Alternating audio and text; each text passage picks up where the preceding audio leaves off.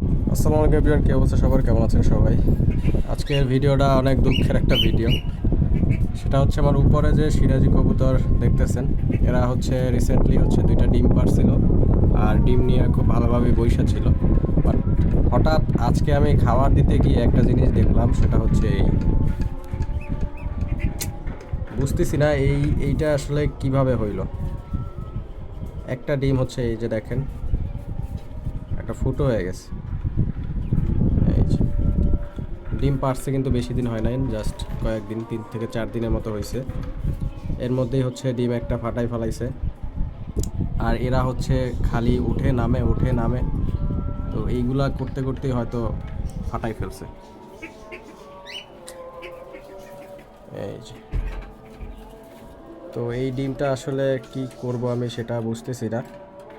এরকমের ডিম ফেটে গেলে বাচ্চা আদৌ হয় কি না, যদি কস টেপ বা টেপ, সাদা টেপ দিয়ে করে দেওয়া যায়, এমন যদি কেউ জেনে থাকে তাহলে অবশ্যই আমাকে কমেন্ট করে জানাবেন। ওই যে আরেকটা আছে ঠিকঠাক মতো, বাট এইটা হচ্ছে ওরা ওই ওঠে নামে, তো এই কারণে হচ্ছে মনে হয় ফাইটে গেছে। তো যাই হোক, কিছু করার নাই, ভাগ্যে এমন ছিল যার কারণে এমনটাই হয়েছে। তো ভালো থাকেন সবাই, আল্লাহ হাফেজ, টাটা।